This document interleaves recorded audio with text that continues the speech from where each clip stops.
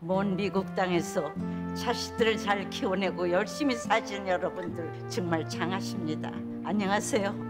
전원주입니다. 전쟁도 가난도 겪은 우리 세대는 참 눈물겨운 세월을 살았죠. 아메리칸 드림을 이루기까지 여러분들의 세월이야 어떠셨겠습니까? 건강 관련 프로그램에 출연하면서 요즘 제가 깨달은 건요, 양 한 방을 잘 결합하는 게 최고의 건강 관리라는 겁니다.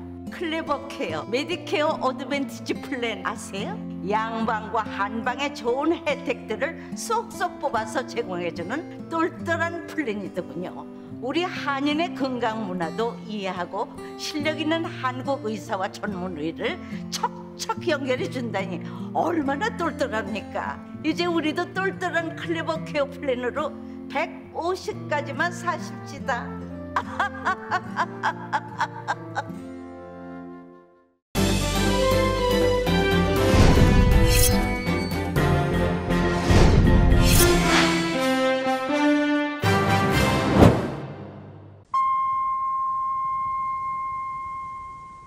기분 좋은 10월, 여러분의 웃음이 한 달 내내 가득하시길 바랍니다.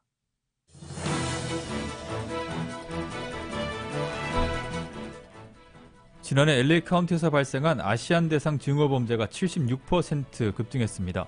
전체 범죄의 77%는 강력 범죄였습니다. LA 시의회가 마크 리들리 토마스 시의원에게 정직 처분을 내렸습니다. 리들리 토마스 시의원은 오늘 열린 인정신문에서 무죄를 주장했습니다. 에릭 가세트 LA 시장이 12월 18일까지 백신 접종을 하지 않은 시 공무원들을 해고할 수 있다는 입장을 밝혔습니다. 게빈 뉴섬 주지사가 주 저녁에 가뭄 비상사태를 선포했습니다. LA항 물류 대란을 해소하기 위한 행정명령에도 서명했습니다. 조 바이든 대통령 취임 이후 불법 이민자 수가 기록적으로 증가했습니다.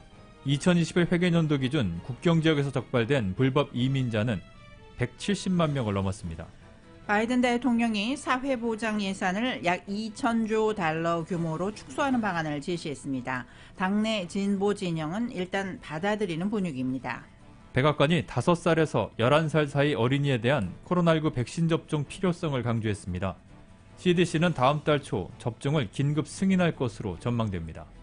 검찰이 대장동 의혹 핵심 인물로 꼽히는 4명을 동시에 불러 조사했습니다. 조사 결과를 분석, 김만배 씨와 남욱 변호사에 대한 구속영장 청구 여부 등을 검토할 방침입니다. 국민의힘 대선 후보들이 대구에서 토론회를 열었습니다.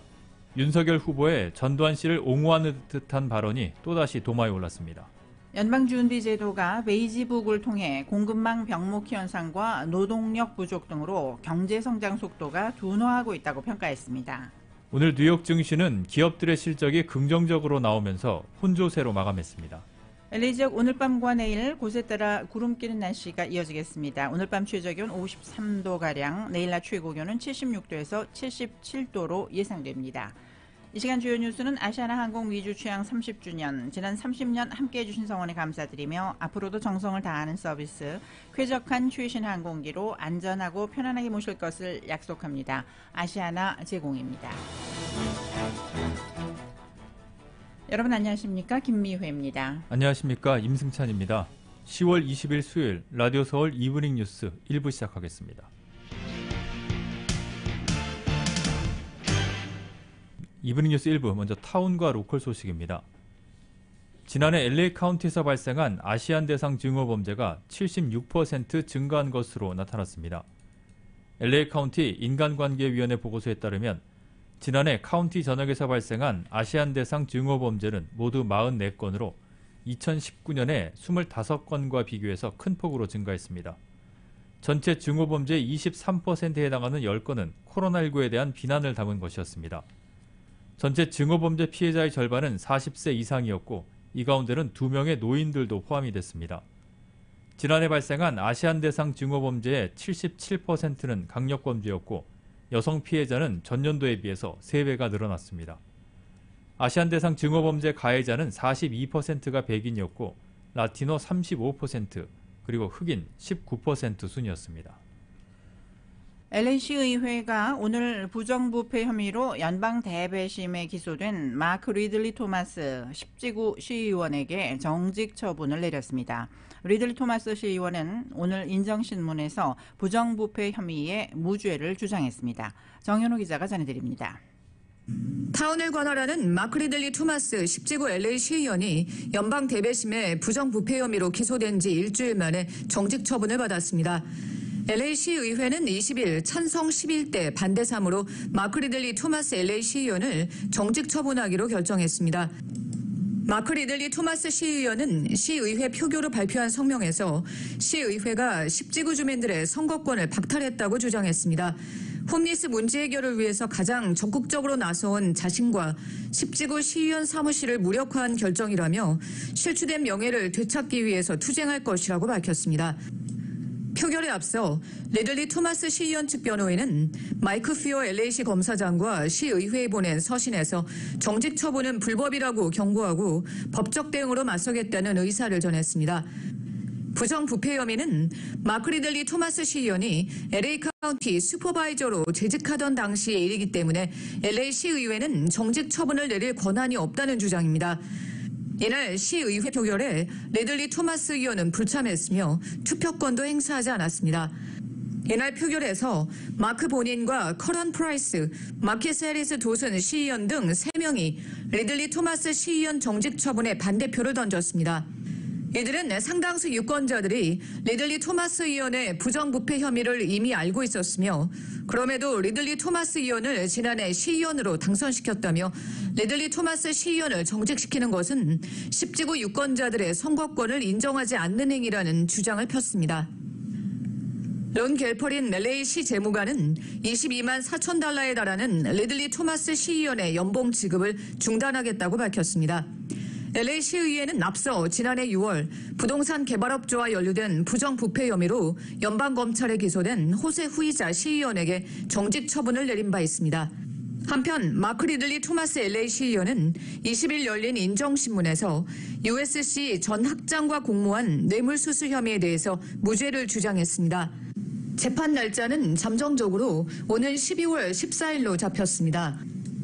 마크 리들리 토마스 시의원의 지역구는 LA 한인타운과 그래머시 파크, 메르시리, 윈셔 센터, 볼드윈 빌리지, 알린턴 하이츠를 포함하는데 리들리 토마스 시의원이 정직 처분을 받으면서 타운 등 10지구는 지역을 대표하는 시의원이 공석으로 남게 됐습니다. 라디오 서울 뉴스 정현호입니다. LA 시의회가 54개 지역을 노숙 금지 단속 지역에 포함시켰습니다. 시의회는 오늘 회의를 통해서 3지구 26개 지역과 15지구의 11지역, 그리고 2지구 17곳 등 모두 54개 지역에서의 노숙 행위를 단속하기로 결정했습니다. 하지만 아직까지 실제 단속은 시행되지 않고 있습니다. 노숙 금지 지역에 대한 단속을 시행하기 위한 결의안을 오늘 표결에 붙였지만 니디아 라만과 마이크 버닌 시의원이 반대표를 던져서 이번에도 단속은 시행되지 않습니다.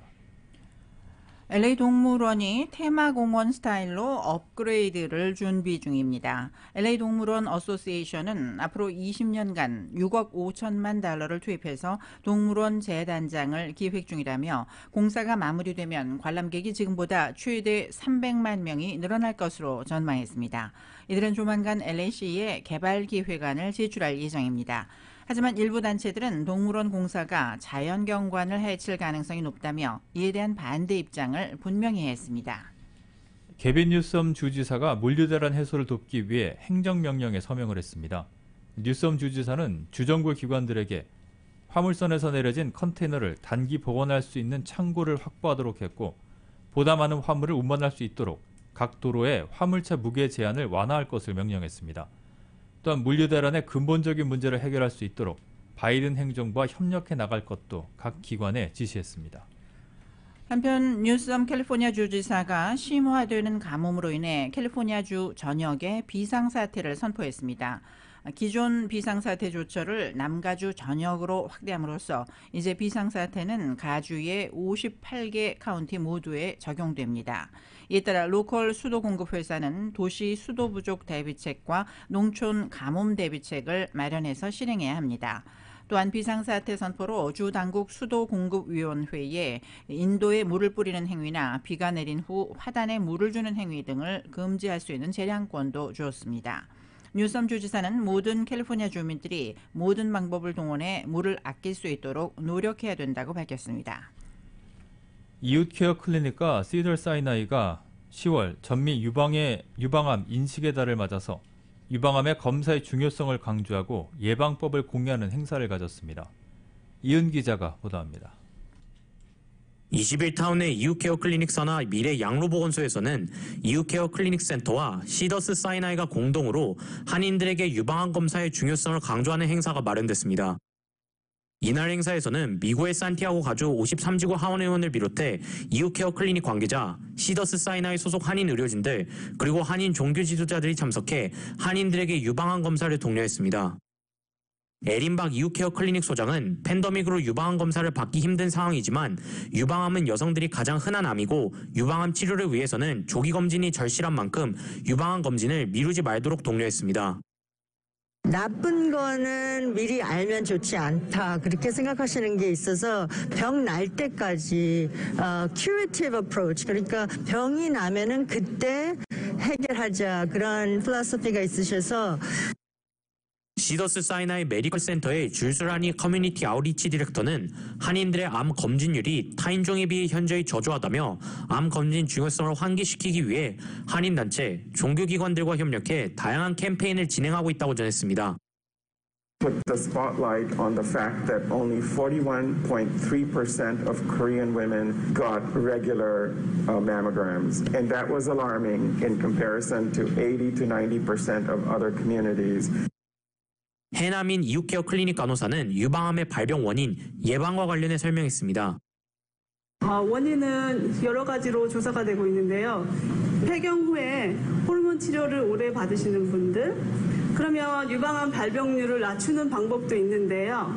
그것은 가장 먼저 해야 할 것은 건강한 식습관과 규칙적인 운동을 하셔서 정상적인 몸무게를 유지하시는 것입니다. 시더스 사이나이 메디컬 센터의 김동희 아웃리치 코디네이터입니다. 그래서 지난 2년간 이 장벽들을 어떻게 좀 줄일 수 있을지 저희가 커뮤니티 파트너들과 함께 일해왔습니다.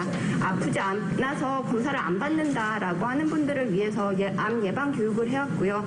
보험이 없으신 저소득층 분들을 위해서는 에브리 우먼 카운트라는 좋은 미국의 산티아고 가주 하원의원은 장기간 이어진 팬데믹으로 많은 주민들이 사랑하는 사람들을 잃었다며 유방암을 비롯해 건강을 꼭 챙기도록 독려했습니다.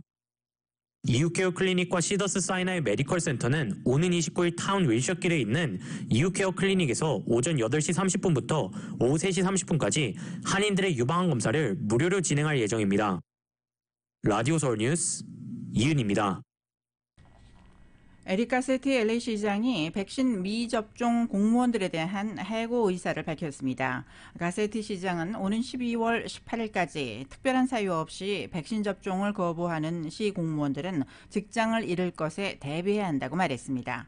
LA시의 백신 접종 의무화 방침은 당초 오늘부터 시행될 예정이었지만 시 행정부의 건의에 따라 오는 12월 18일로 연기됐습니다. 시장실 자료에 따르면 어제 현재 전체 시 공무원의 72.8%가 최소 한 차례 백신 접종을 한 것으로 나타났습니다. 9.2%는 백신 접종을 하지 않았으며 17.9%는 백신 접종 여부에 대한 답을 하지 않은 것으로 집계되었습니다. LA 카운티의 코로나19 신규 확진자는 1267명, 그리고 사망자는 31명이 보고됐습니다. 오늘 확진율은 0.9%입니다.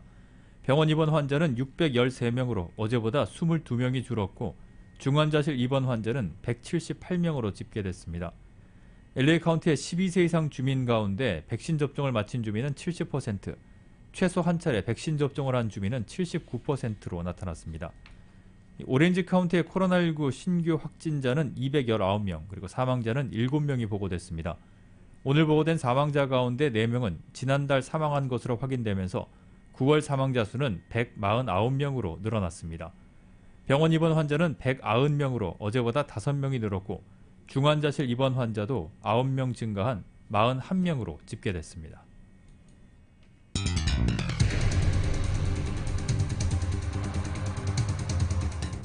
라디오 서울 이브닝 뉴스 1부 함께하고 계십니다. LA와 가든그로브 두 곳에서 모시는 금강안경 검안과 1250만 불 교통사고 최고보상 교통사고 전문 천재 변호사 리차드 호프만, 빛으로 태어나는 당신은 카우나 미인 100% 근적외선 마스크는 카우나뿐입니다.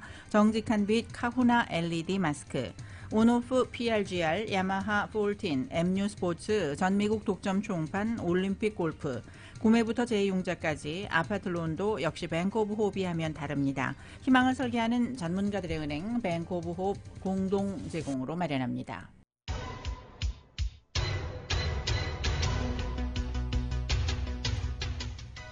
다섯 시 17분 조금 지나고 있습니다. 이 시간 교통 상황 라디오 서울 이브닝 뉴스에서 잠시 살펴보겠습니다. 먼저 605번 프레이 사우스 방면인데요. 웰리 블루버드 구간부터 팩 로드까지 7마일에서 11마일 정도로 막히고 있고, 워싱턴 블루버드 구간부터는 카플레인이 더 심한 정체 보이면서 텔레그라프 로드까지 이어지고 있습니다. 605번 프레이 사우스 방면 베벌리 블루버드 구간에 사고가 발생해서 왼쪽 차선이 블락되어 있는 상태입니다. 10번 프레이 이스트 방면도 라브레 아비뉴 구간부터 10마일대로 속도 떨어지다가 웨스턴 애비뉴 구간부터는 5, 6마일 정도로밖에 움직이지 못하고 있습니다. 퇴근길 끝까지 안전 운행하시기 바랍니다. 교통 상황이었습니다. 네, 이브닝 뉴스 1부 미국 소식입니다. 식품의약국 FDA가 모더나와 존슨앤존슨 코로나19 백신의 부스터샷을 각각 승인했습니다. FDA는 모더나 부스터샷을 65세 이상 고령층과 18세 이상이지만 중증의 위험이 있거나 바이러스에 노출될 위험이 있는 사람들에게 3차 접종을 할 수 있다고 밝혔습니다. 모더나 백신은 2차례로 접종이 완료됩니다. FDA는 존슨앤존슨 백신의 경우 18세 이상 접종 가능자 모두에게 2차 접종을 할 수 있다고 밝혔습니다. 이 같은 결정은 FDA의 외부 자문기구인 백신 생물의약품 자문위원회의 권고에 따른 조치입니다. FDA는 아울러서 애초 접종한 백신과 다른 종류의 백신을 부스터샷으로 이용하는 교차 접종도 허용했습니다. 다음 달부터는 어린이들에게도 코로나 백신 접종을 시작할 것으로 보여집니다. 5살에서 11살 사이 어린이들이 백신 접종 대상인데, 백악관은 델타 시대에는 어린이도 성인만큼 감염 위험이 높은 것으로 드러났다며 접종의 필요성을 강조했습니다. KBS 워싱턴 특파원입니다. 5살에서 11살 사이 어린이에 대한 코로나 백신 접종에 미 백악관이 청신호를 들었습니다. 백악관 코로나 대응팀은 화이자 백신의 어린이 접종이 긴급 승인되면 곧바로 어린이 전용 백신과 주사기 운송이 시작될 것이라고 밝혔습니다. And importantly, we worked with Pfizer to modify the packaging of the pediatric doses to make it easier for pediatricians, family doctors, and other providers to provide vaccines to children. 어린이용 백신은 성인의 3분의 1 용량으로 보건당국이 승인하면 전국 소아과 병원과 약국, 학교 등에서 곧바로 접종을 시작하게 됩니다. 미 식품의약국이 오는 26일 자문위원회를 열어 백신의 효능과 안전성을 검토하고, 이어 질병통제예방센터가 다음 달 초 접종을 긴급 승인할 것으로 보입니다. 어린이 백신에 미국이 이렇게 속도를 내는 것은 최근 감염 사례가 크게 늘었기 때문입니다.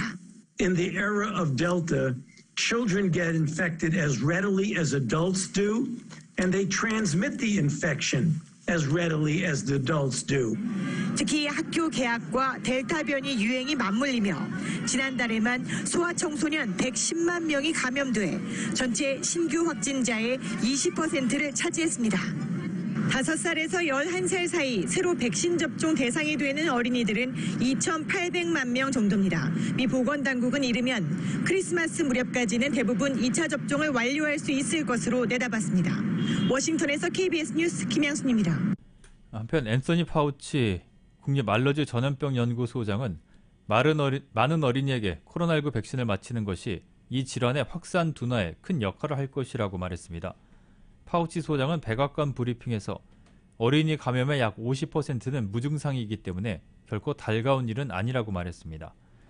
파우치 소장은 이 연령대 2,800만 명 어린이의 압도적인 다수가 백신을 맞도록 할 수 있다면 지역사회에서 전염병의 확산을 줄이는 데 중요한 역할을 할 것이라고 강조했습니다. 바이든 대통령이 주요 정책 과제로 내세웠던 사회 안전망 강화 예산안 처리에 속도가 붙고 있습니다. 워싱턴 포스트는 오늘 바이든 대통령이 어제 민주당 중도파와 진보파와의 회동에서 애초 3.5조 달러에 육박했던 사회보장 예산을 1조 7,500억에서 1조 9천억 달러 규모로 축소하는 방안을 제시했다고 보도했습니다. 이는 예산 통과에 결정적 걸림돌로 작용해온 당내 중도파가 그간 요구해온 수준과 유사 내부 이견을 어느 정도 해소할 수 있는 절충점이 될 가능성이 큽니다. 특히 1조 9천억 달러 수준만 방어해도 노령층에 대한 의료 혜택 확대를 포함해 보육 확대, 기후변화 대응 등 핵심 어젠다에 대한 예산을 확보할 수 있다는 게 백악관의 계산이라고 워싱턴 포스트는 전했습니다. 다만 일부 예산의 경우 기간 축소가 불가피할 전망입니다. 대표적으로 아동복지 혜택 확대는 3년에도 1년으로 줄어들 가능성이 높고 주거 지원도 12주에서 4주로 축소될 것으로 전해집니다. 바이든 대통령 취임 이후 불법 이민자의 수가 기록적으로 증가했으며 멕시코 국경을 넘는 밀입국 시도는 사상 최대를 기록했습니다. 워싱턴 포스트는 지난 9월까지였던 2021년 회계연도 기준 관세 국경보호청 통계를 인용해서 멕시코를 비롯한 국경지대에서 적발된 불법 이민자가 170만 명을 넘어섰다고 보도했습니다. 이는 2012년 이후 매 회계연도 평균 54만 명에 비해서 3배가 넘는 높은 수치입니다. 특히 멕시코 국경에서는 166만 명이 적발돼서 역대 최고치였던 2000년 164만 명의 기록을 갈아치웠습니다. 여기엔 국경지대에 거대한 장벽을 세운 트럼프 전 대통령과 달리 장벽 건설을 중단하고 이민자의 상대적 포용 입장을 밝힌 바이든 대통령 취임이 영향을 미쳤다고 월스트리트저널은 분석했습니다. 바이든 대통령과 트럼프 전 대통령이 2024년 대선 가상 대결에서 동률을 보였다는 조사 결과가 나왔습니다. 그리넬 대학이 유권자 735명을 조사해 오늘 발표한 여론조사 결과를 보면 오늘 2024년 대선이 열릴 경우 바이든 대통령과 트럼프 전 대통령 중 누구를 찍겠느냐는 질문에 양쪽을 찍겠다는 응답이 똑같이 40%씩이었습니다. 응답자의 14%는 다른 사람을 찍겠다고 했고 응답자의 1%는 투표를 하지 않겠다고 했고 4%는 잘 모르겠다고 답했습니다. 민주당을 지지하는 응답자 중에서는 87%가 바이든 대통령을 찍겠다고 했고 공화당 지지 응답자 중에선 80%가 트럼프 전 대통령을 찍을 것이라고 응답했습니다. 무당파 중에선 45%가 트럼프 전 대통령을, 28%가 바이든 대통령을 찍을 것이라고 답했습니다. 공화당 내 대표적인 반트럼프 인사인 리즈 체니 하원 의원이 친정을 향해서 직격탄을 날렸습니다. 어제 저녁 전국에 생중계된 하원 특별위원회의 투표에서 부위원장을 맡은 체니 의원은 나의 동료 공화당원들은 한 가지 의견을 덧붙이겠다며 당신들은 대부분 가슴 깊은 곳에서 1월 6일에 발생한 일은 잘못됐다는 것을 알고 있다고 말했습니다. 그는 당신들은 널리 퍼져 있는 선거 사기 주장에 어떤 근거도 없다는 것을 알고 있다. 개표기 제조업체인 도미니언 보팅 시스템이 외국 세력에 의해서 부패하지 않았다는 것도 안다고 했습니다. 체니 의원은 트럼프 전 대통령의 투표 거부 주장에 대해서는 국가적인 자기 파괴 처방이라고 직격했습니다. 특위는 어제 만장일치로 배넌의 고발장을 결정하기도 했습니다. 연방상무부가 해킹이나 일반인 감시에 악용될 수 있는 수단을 중국과 러시아 등지에 판매할 때 승인을 받도록 하는 새 규정을 마련했습니다. 워싱턴 포스트에 따르면 미국 기업이나 미국산 제품을 파는 회사가 해킹 등 악의적 사이버 활동과 민간인 감시에 남용될 수 있는 기술과 제품을 수출할 때 상무부 산업안보국의 승인을 받아야 합니다. 국가안보나 대량 살상무기 우려가 있는 것으로 분류된 국가에 대한 판매도 승인 대상이라고 전해 북한도 이 대상에 포함될 것으로 관측됩니다. 니콜라스 번스 중국 주재 미국 대사 지명자가 상원 인준청문회에서 중국의 인권과 군사력 팽창 그리고 무역 관행 등을 맹비난했습니다. 그러면서 미국의 비교 우위는 동맹이라면서 대표적 국가로 한국과 일본을 언급했습니다. YTN입니다. 니콜러스 번스 중국 주재 미국 대사 지명자가 현지 시간 20일 미 상원 인사청문회에 참석했습니다. 번스 지명자는 외교 관리와 달리 중국의 인권과 군사력, 무역 관행 등에 대해 전방위로 각을 세웠습니다. 특히 신장 지역 위구르족에 대한 인권 탄압을 집단 학살이라고 표현하며 미국이 침묵할 수 없다고 말했습니다. The PRC's genocide in Xinjiang, its abuses in Tibet, its smothering of Hong Kong's autonomy and freedoms, and its bullying of Taiwan are unjust and must stop. 번스 지명자는 최근 중국이 타이완의 방공식별구역을 자주 침범하는 것은 터무니없는 일이라며 중국이 타이완을 되찾을 의도를 노골화하고 있다고 비난했습니다. And there isn't much peace today. There's assertiveness and aggression. So I don't think we certainly cannot trust the Chinese in this issue. We have to be aware of their rhetoric. 번스 지명자는 미소 냉전 시기와 달리 중국과의 핵심 경쟁은 경제와 기술 분야라면서 대중 정책에 관한 초당적 지지를 호소하기도 했습니다. 이어 미국의 비교 우위는 동맹이라면서 대표적인 국가로 한국과 일본을 언급하고 쿼드의 역할도 긍정적으로 평가했습니다. 이를 위해 가장 중요한 것은 일본과 한국에서 미군의 위치를 유지하는 것이라며 주한 주일 미군이 미국의 대중 견제에 큰 역할을 할 수 있다고 말했습니다. YTN 강성욱입니다. 램 이메뉴얼 주일 대사 지명자는 갈등을 겪는 한일 관계에 대해 20세기의 불화가 21세기의 기회를 뺏어선 안 된다며 관계 회복의 필요성을 강조했습니다. 이메뉴얼 지명자는 오늘 상원 외교위 인사청문회에서 한일 관계 개선 방안을 묻는 말에 양국이 미래에 초점을 맞추도록 역할을 하겠다고 답했습니다. 이메뉴얼 지명자는 20세기 한일 과거사에 대해 강한 감정이 없다거나 진지하지 않다는 말이 아니라면서도 지금 양국이 집중해야 할 것은 미래와 공통점이라고 설명했습니다. 그러면서 기후변화, 인프라, 투자, 공급망 등 한일 간 협력 가능한 분야를 거론하고 한미일이 공유하는 규칙 기반 시스템 강화 등 수많은 협력의 기회가 있다고 말했습니다. 린다 토머스 그린필드 주 유엔 미국 대사는 북한을 향해 이제 한반도의 완전한 비핵화 목표를 위해 지속적이고 실질적인 대화에 참여해야 한다고 압박했습니다. 토머스 그린필드 대사는 오늘 뉴욕 유엔 본부에서 북한 탄도미사일 발사 관련 안보리 비공개 긴급회의 직전 약식 회견을 하고 미국은 북한이 추가 도발을 자제하고 대화에 참여할 것을 촉구한다며 이같이 밝혔습니다. 이어 미국은 아무 전제 조건 없이 북한 관리들에게 만나자고 제안해왔고 적대적 의도가 없음을 분명히 해왔다고 강조했습니다. 토마스 그린필드 대사는 북한의 최근 도발에 대해 논의하는 자리라며 SLBM은 별개의 발사가 아니라 연속적인 무모한 도발의 최신 사례일 뿐이라고 지적했습니다. 백악관이 북한의 SLBM 잠수함 탄도미사일 신형 발사와 관련 조건 없이 대화하자는 기존 입장에는 변함이 없다는 입장을 거듭 확인했습니다. 젠 사키 백악관 대변인은 오늘 바이든 대통령의 펜실베니아 방문 도중 전용기에서 기자들과 만나 북한의 SLBM 발사와 관련 어제 북한과 협상에 열려 있다고 말했다. 북한이 미국을 시험하고 있다고 보느냐는 질문에 이같이 답했습니다. 사키 대변인은 그것이 우리의 일관된 관점이라며 우리는 수개월 전부터 지금까지 북한과 그 같은 대화에 대해 열려 있다고 밝혀왔다고 말했습니다.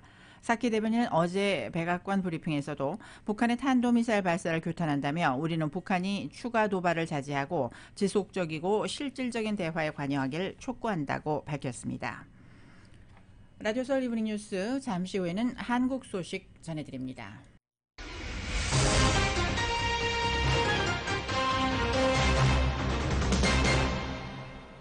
이브닝 뉴스 일부 한국 소식입니다. 대장동 의혹을 수사 중인 검찰이 핵심 인물로 꼽히는 4명을 동시에 불러서 조사했습니다.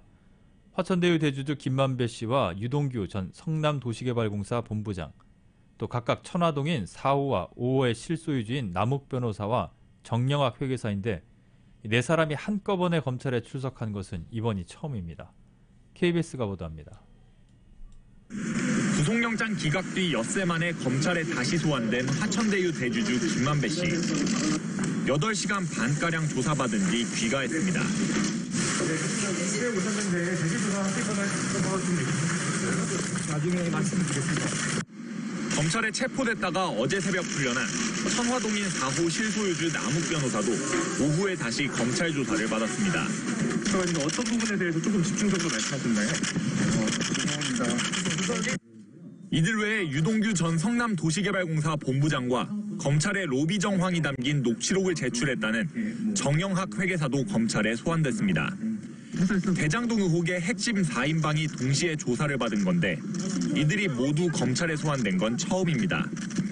검찰은 이들 4명을 상대로 대장동 사업 인허가 과정과 정관계 로비 의혹 등을 캐물었습니다.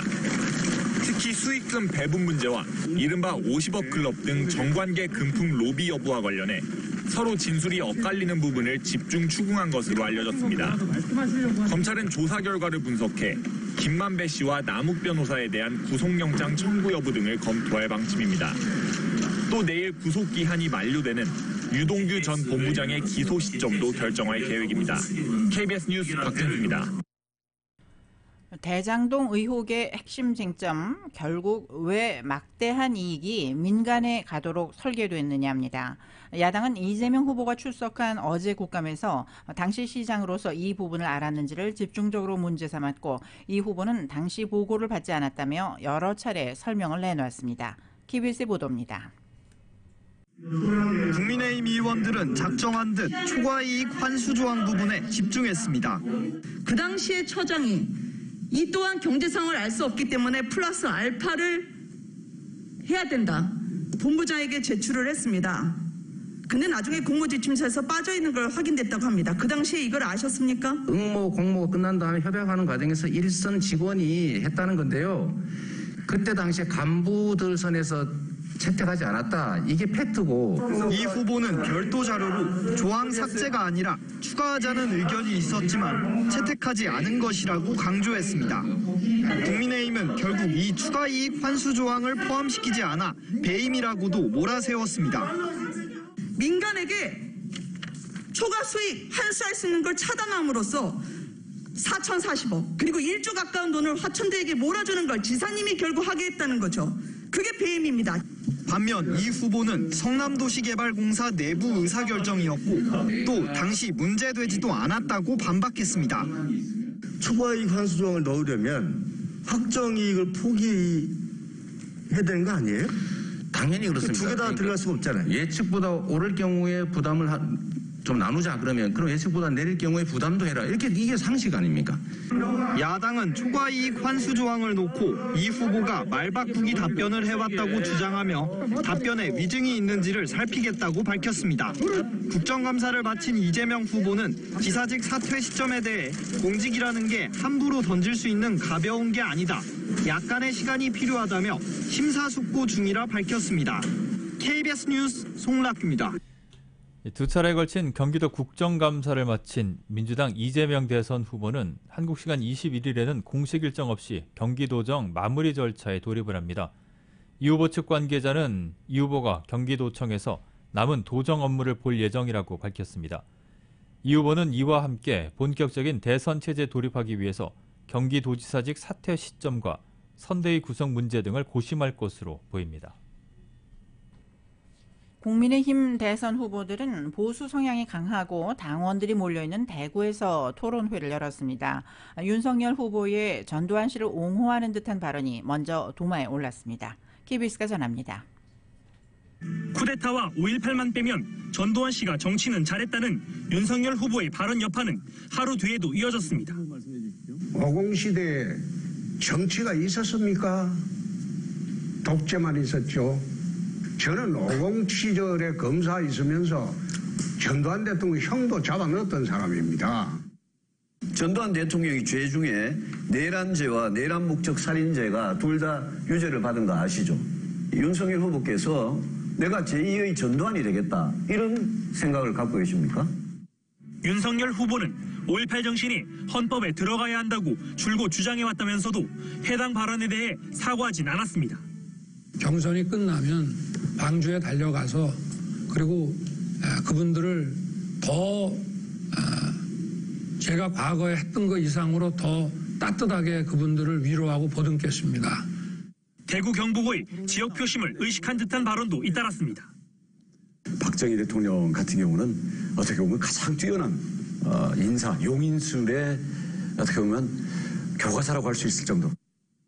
박정희 대통령은 권력을 쥐어줄 때는 늘 나눠서 서로 견제하게 만들었습니다.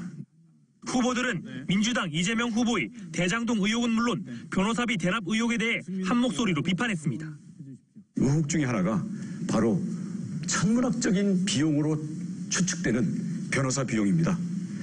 그 정도 변호사를 다 구하려면 법조 상식으로서는 20억은 최소한 더 드려야 되죠. 이재명 지사가 이거는 뭐 뇌물이나 다른 불법 정치자금 가능성도 상당히 있다고 생각하고 국민의힘은 5차례 토론을 더 거쳐 다음 달 5일 최종 후보를 선출합니다. KBS 뉴스 박민철입니다. 이 보수 심장 대구 경북 지역 합동 토론회를 마친 국민의힘 대선 주자들은 2030인 MZ세대 공약 일정을 이어갑니다. 윤석열 전 검찰총장은 국민의힘 중앙당사에서 청년 정책 공약을 발표합니다. 홍준표 의원은 MZ세대가 많이 보는 웹 예능 프로그램을 녹화하고 방송사 인터뷰를 진행합니다. 유승민 전 의원도 언론 인터뷰와 함께 젊은 세대를 겨냥한 유튜브 라이브 방송 일정을 소화하고 원희룡 전 제주지사도 라디오와 TV, 유튜브 방송 출연에 집중을 합니다. 고발사주 의혹의 핵심 인물인 국민의힘 김웅 의원과 제보자 조성은 씨의 통화 녹음에서 윤석열 전 총장의 실명이 등장하면서 논란이 재점화됐습니다. 민주당은 고발사주 주범이 드러났다며 윤석열 전 총장을 비판했는데 당사자들은 악의적인 짜깁기라고 반박했습니다. YTN입니다. 공개된 녹취에는 윤석열 전 검찰총장의 이름이 3차례 거론됩니다. 요 고발장 요건 관련해가지고 저는 쏙 빠졌는데 네. 그게 제가 가면 윤석열이 시켜서 고발한 것이다가 나오게 되는 거예요. 자신은 전면에 드러나서는 안 된다는 김웅 의원의 발언을 근거로 민주당은 윤 전 총장의 관여를 확신했습니다. 즉 김웅이 검찰과 공모했다는 사실이 정확히 드러나는 녹음이 되어 있는 것입니다.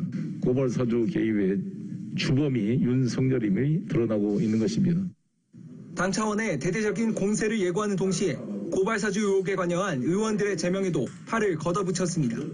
진상규명 TF 활동을 한층 강화해서 이들의 이 음모 낱낱이 드러내겠습니다.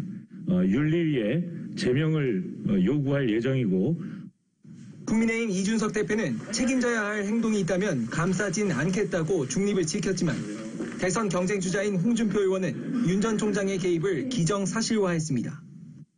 그 정도 증거를 확보하고 있으면 불러서 조사하면 바로 윤석열 후보 관련성이 나옵니다. 근데 그것도 안 하고 있어요. 왜 안 하고 있을까요? 윤석열 전 검찰총장은 모르는 얘기라고 일축했습니다. 그산한 건 보진 않아서 자기들끼리 얘기니까 모르겠습니다. 녹취록 전문을 보면 연관성이 드러나지 않는데도 악의적인 짜깁기로 거짓 프레임을 씌운다고 반발하기도 했습니다. 당사자인 김웅 의원도 고발장을 써주겠다는 저희는 검찰이 아니라며 윤 전 총장 연루설에 선을 그었습니다. 검찰 측에서 초안을 잡는다라는 이야기는 저 한 적이 없는 것으로 알고 있고 그 녹취 지금 나온 내용에도 지금 그런 건 전혀 없는 것으로 알고 있습니다. 베일에 쌓였던 녹취록이 육성으로 공개되면서 잠잠했던 고발사주 의혹에도 다시 불이 붙었습니다. 김웅 의원은 여전히 기억나지 않는다는 입장을 고수하는 가운데 윤석열 전 검찰총장은 여권의 공세에 당내 견제까지 견뎌내야 할 상황에 처했습니다. YTN 부장원입니다. 지금까지 한국 소식 간추려드렸습니다. 라디오 서울 이브닝 뉴스 잠시 후에는 경제 소식 전해드립니다.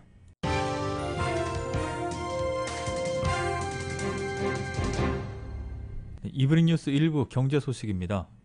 오늘 뉴욕 증시는 기업들의 실적이 긍정적으로 나오면서 혼조세로 마감했습니다. 다우존스 산업평균지수는 어제보다 152.03포인트가 오른 35,609.34로 장을 마쳤습니다. S&P 500 지수는 15.56포인트 상승한 4,536.19, 그러나 나스닥 지수는 7.41포인트가 하락한 15,121.68로 거래를 마감했습니다. 유가는 미국의 주간 원유 재고가 월스트리트의 예상보다 크게 감소하면서 상승세를 이어갔습니다. 뉴욕 상업거래소에서 11월물 서부 텍사스산 원유 가격은 어제보다 91센트가 오른 83달러 87센트에 마감했습니다. 오늘이 만기일인 11월 서부 텍사스산 원유 가격은 2014년 10월 85달러 74센트 이후 7년 만에 최고치를 기록했습니다. 연방준비제도가 공급망 병목 현상과 노동력 부족 등으로 경제 성장 속도가 둔화하고 있다고 평가했습니다. 연준은 오늘 공개한 경기 동향 보고서 베이지북을 통해 최근 몇 주간 경제 활동이 보통 수준으로 증가하고 있지만 대부분의 지역에서 성장 속도는 느려졌다며 이같이 밝혔습니다. 연준은 그 이유로 공급망 교란, 노동력 부족, 그리고 코로나19 델타 변이의 불확실성에 따른 제약이라고 명시했습니다.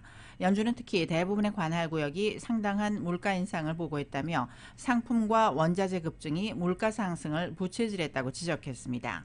이번 보고서는 9월 초부터 이번 달 8일까지 12개 연방준비은행 관할구역의 경기 흐름을 평가한 것으로 다음 달 2, 3일 연방공개시장위원회 정례회의에서 기초자료로 활용됩니다. 전기 자동차 업체인 테슬라가 세계적인 반도체 칩 공급난에도 3분기 사상 최대 실적을 달성했습니다. 테슬라는 분기 실적 발표를 통해서 3분기 순이익이 16억 2천만 달러로 1년 전보다 5배가량 늘었다고 밝혔습니다. 3분기 매출은 137억 6천만 달러로 지난해 3분기보다 57% 증가했습니다. 테슬라의 3분기 순이익과 매출은 금융정보업체인 레피니티브가 집계한 월스트리트의 예상치를 웃돌았습니다. 테슬라는 반도체 칩 부족 사태에도 북미와 중국 시장에서 전기차 판매가 늘면서 사상 최대 순이익을 올린 것으로 분석됐습니다. 앞서 지난 2일에 공개된 테슬라의 3분기 전기차 인도량은 21만 1,300대로 월스트리트의 예상치를 뛰어넘어서 역대 최대를 기록했습니다.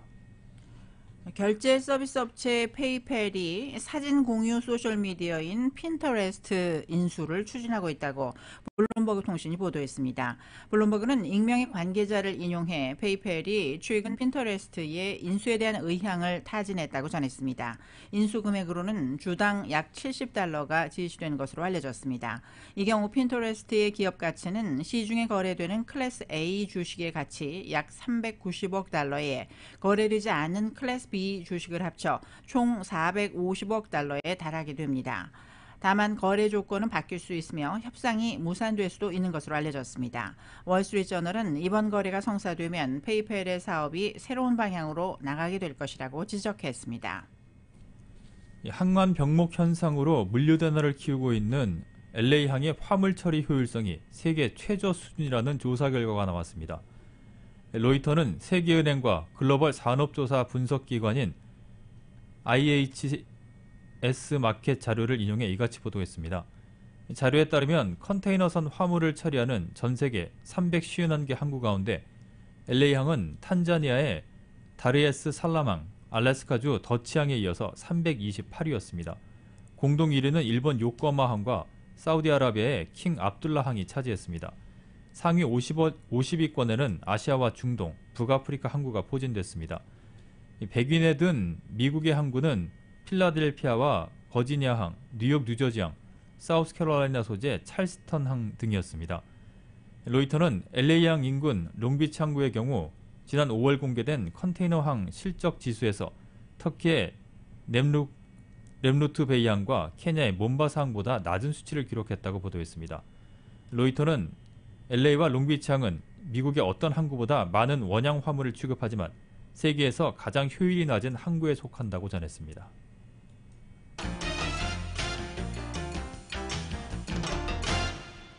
이브닝 뉴스 1부 스포츠 소식 종합합니다.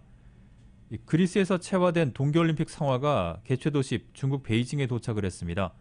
베이징 동계올림픽 조직위는 상화가 그리스 아테네에서 항공편으로 베이징에 도착한 뒤에 환영 행사를 개최했습니다. 조직위는 개회식과 폐회식 장소로 사용되는 베이징 시내 올림픽 타워에 성화를 전시했다가 내년 2월 개막 직전 봉송 행사를 진행할 예정이라고 밝혔습니다. 유럽 축구 챔피언스리그 조별리그 경기 결과입니다.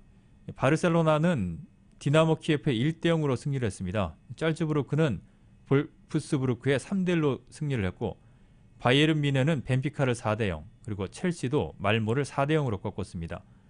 릴과 세비야는 0대0 무승부로 경기를 마쳤습니다. 맨체스터 유나이티드는 후반 36분에 나온 크리스티아노 호날두의 결승골로 아틀란타의 3대2 역전승을 거뒀습니다. 비아레알은 영보이스의 4대1로 승리했고 유벤투스는 제니트의 1대0으로 신승했습니다. 메이저리그 플레이오프 아메리칸 리그 챔피언십 시리즈 5차전은 휴스턴 애스트로스가 보스턴 레드삭스에 9대1로 승리를 했습니다. 휴스턴은 금요일 오후 5시 8분에 시작되는 6차전에서 승리할 경우 월드시리즈에 진출을 하게 됩니다. 어제 역전승을 거두면서 시리즈 전적 1승 2패를 기록한 LA 다저스와 아틀란타 브레이브스 간의 내셔널리그 챔피언십 시리즈 4차전 현재 진행 중입니다. 2회 말이 끝났는데요. 2회 초 아틀란타가 솔로 홈런 2개를 터뜨리면서 현재 2대0으로 앞서가고 있습니다.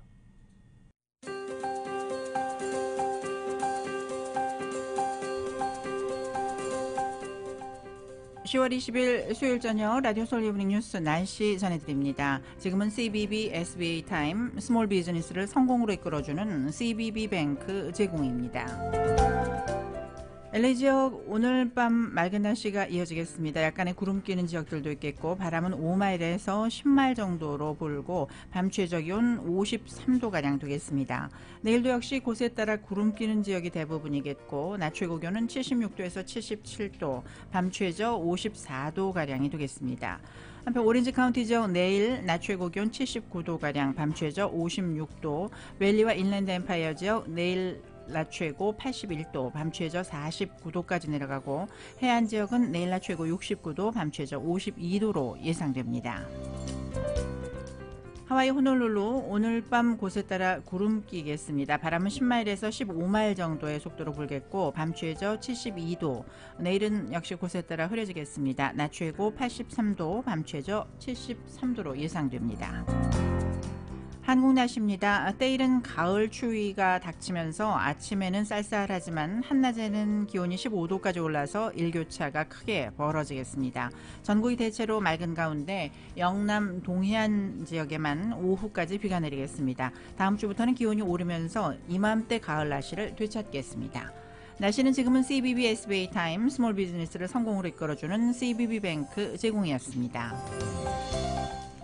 이브닝 뉴스 1부 LA와 가든그로브 두 곳에서 모시는 금강안경 검안과 1250만 불 교통사고 최고 보상, 교통사고 전문 천재 변호사 리차드 호프만, 빛으로 태어나는 당신은 카후나 미인, 100% 근적외선 마스크는 카후나뿐입니다. 정직한 빛 카후나 LED 마스크, 온오프 PRGR, 야마하 14, MU 스포츠, 전미국 독점 총판, 올림픽 골프, 구매부터 재이용자까지 아파트 론도 역시 뱅크 오브 호흡이 하면 다릅니다. 희망을 설계하는 전문가들의 은행 뱅크 오브 호흡 공동 제공이었습니다. 잠시 후 6시 라디오 서울 이브닝 뉴스 2부가 계속됩니다.